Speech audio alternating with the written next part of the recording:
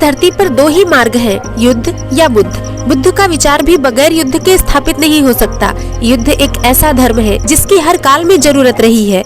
जिस कौम ने युद्ध करना छोड़ दिया उसका अस्तित्व भी धीरे धीरे मिट ही गया। आज से कई सौ साल पहले हिंदू धर्म में एक ऐसा ही युद्ध हुआ था जो महाभारत के नाम से जाना जाता है।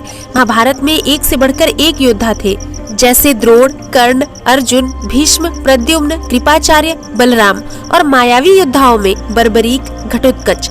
रामायण काल में भी कई सुर और असुर योद्धा थे, जैसे रावण, मेघनाद। मायावी योद्धाओं में कुंभकर्ण, मारीच आदि। परंतु हम कुछ ऐसे योद्धाओं की बात कर रहे हैं जिनके कारण भारत का इतिहास ही बदल गया। हालांकि एक दो अपवाद छोड़ दे तो इनको पराजित करने का साहस कभी किसी में नहीं रहा। प्राचीन काल के ऐसे ही महान शक्ति से संपन्न योद्धाओं के बारे में जिन्होंने अपनी शक्ति के बल पर समाज को बदल कर रख दिया।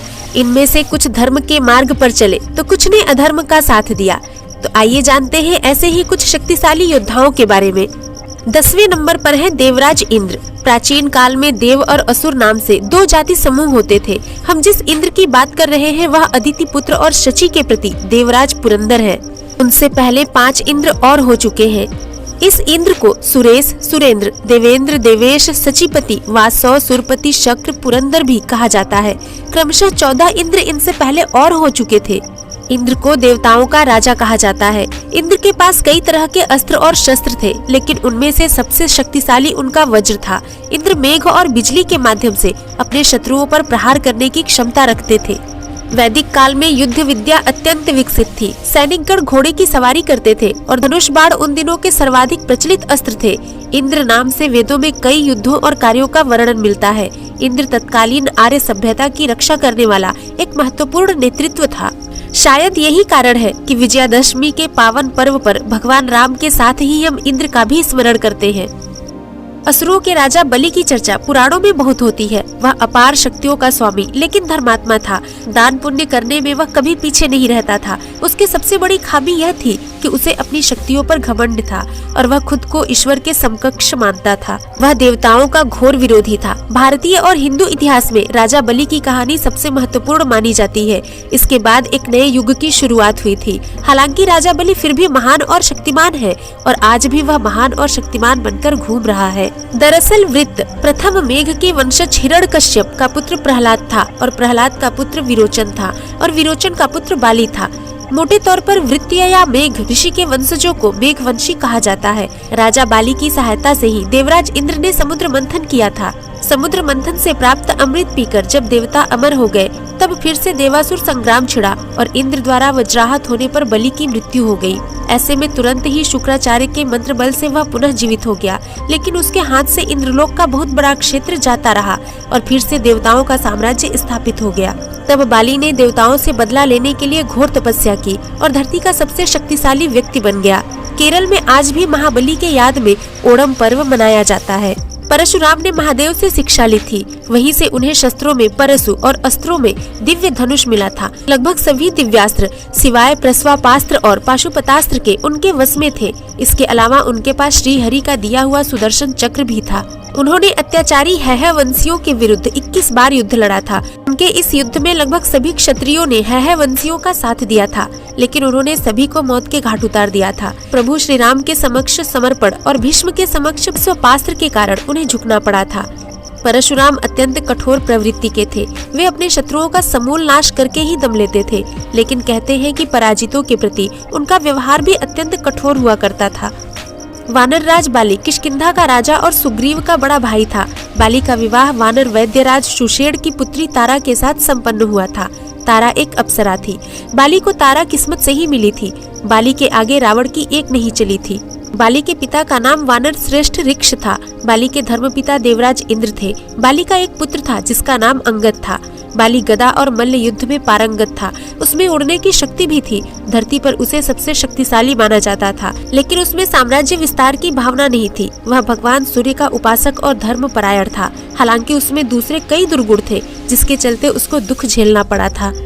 महाभारत में योद्धा तो एक से बढ़कर एक थे, लेकिन अश्वत्थामा का कोई तोड़ नहीं था। यदि दुर्योधन द्रोण या कर्ण की जगह अश्वत्थामा को सेनापति बना देता तो आज भारत का इतिहास कुछ और ही होता, या फिर स्वयं कृष्ण को अपनी प्रतिज्ञा तोड़कर उसे मारना होता। अश्वत्थामा सभी तरह के अस्त्र और शस्त्र में पारंगत था। उसे कोई मार भी नहीं सकता था क्योंकि वह स्वयं रुद्रांश था। महाभारत युद्ध के बाद जीवित बचे 18 योद्धाओं में से एक अश्वत्थामा भी थे। अश्वत्थामा को श्री कृष्ण ने 3000 वर्षों तक जीवित रहकर दुख भोगने का श्राप दिया था। कहते हैं कि वह आज भी जीवित है, लेकिन 3000 वर्ष तो पूर्ण हो गए हैं। अश्वत्थामा जीवन के संघर्ष की आग में तपकर सोना बना था। महान पिता द्रोणाचार्य से उन्होंने धनुर्वेद का ज्ञान प्राप्त किया था। द्रोण ने अश्वत्थामा को धनुर्वेद के सारे रहस्य बता दिए थे। वह भी द्रोण भीष्म परशुराम की कोटि का धनुर्धर बन गया। कृप, अर्जुन व कर्ण भी उससे अधिक श्रेष्ठ नहीं थे। नारायणास्त्र एक ऐसा अस्त्र था जिसका ज्ञान द्रोण के अलावा महाभारत के अन्य किसी योद्धा को नहीं था। यह बहुत ही भयंकर अस्त्र था। अश्वत्थामा के ब्रह्म, तेज, वीरता, धैर्य, शस्त्र ज्ञान, नीति ज्ञान, बुद्धिमत्ता के विषय में किसी को कोई संदेह नहीं था। दोनों पक्षों के महारथी उसकी शक्ति से परिचित थे। महाभारत काल के सभी प्रमुख व्यक्ति अश्वत्थामा के बल, बुद्धि व शील के प्रशंसक थे।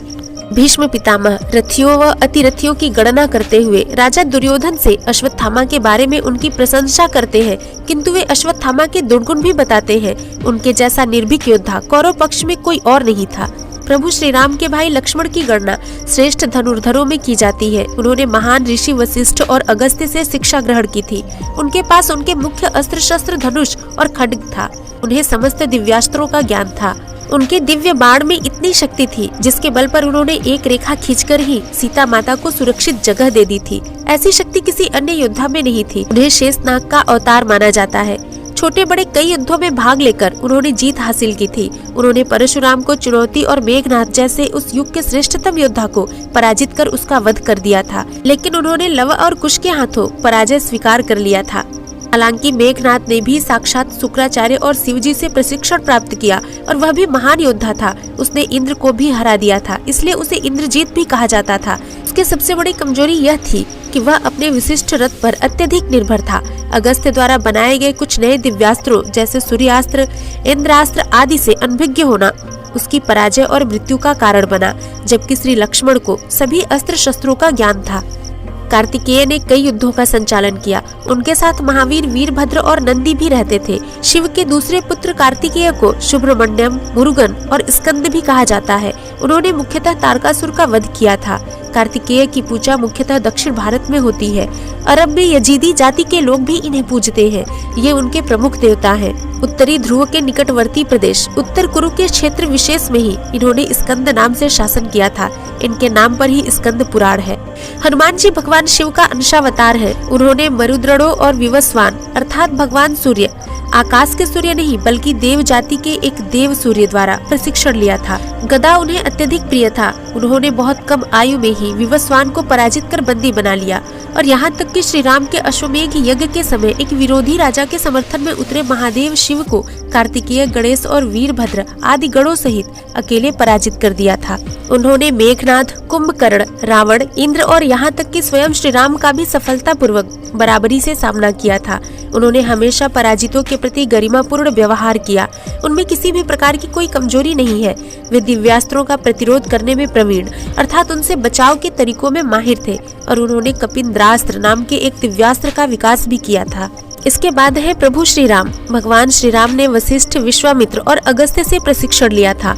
उन्हें समस्त दिव्यास्त्रों का ज्ञान और स्वयं भी एक नए दिव्यास्त्र रामास्त्र का निर्माण किया था। उनका मुख्य आयुध धनुष और खड्ग है। गीता में श्री कृष्ण ने इन्हें शस्त्रधारियों में सर्वश्रेष्ठ कहा है। उन्होंने कई असुरों का वध किया और कई राजाओं से युद्ध लड़ा। कई युद्धों के विजेता रहे श्री राम का विशेषतः रावण के विरुद्ध युद्ध सबसे महत्वपूर्ण था। हालांकि कहते हैं कि एक बार उनका युद्ध शिव और हनुमान से भी हुआ था। अगले नंबर पर है प्रभु श्री कृष्ण। उन्होंने प्रारंभ में स्वयं ही प्रशिक्षण लिया और उन्होंने खुद ही एक विद्या का विकास किया जिसे कालारी पट्टू कहते हैं, जो बाद में मार्शल आर्ट और कुंग-फू के रूप में विकसित हुई। उन्होंने गोपों को प्रशिक्षित कर नारायणी सेना का निर्माण किया था, जो उस काल में दुनिया की सबसे शक्तिशाली सेना थी। बाद में उन्होंने दिव्यास्त्रों का प्रशिक्षण क्रमशः संदीपनी और परशुराम से लिया था। परशुराम ने उन्हें सुदर्शन चक्र दिया था।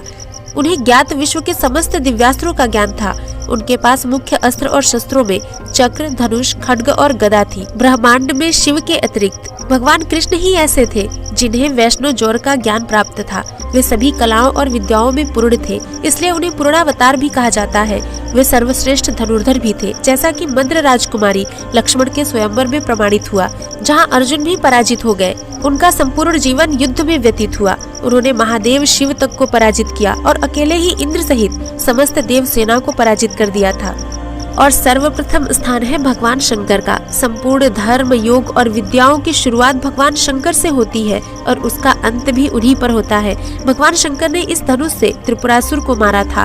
त्रिपुरासुर अर्थात 3 शक्तिशाली और ब्रह्मा से अमरता का वरदान प्राप्त असुर था। भगवान शिव ने जिस धनुष को बनाया था उसकी टंकार से ही बादल फट जाते थे और पर्वत हिलने लगते थे। ऐसा लगता था मानो भूकंप आ गया हो। यह धनुष बहुत ही शक्तिशाली था।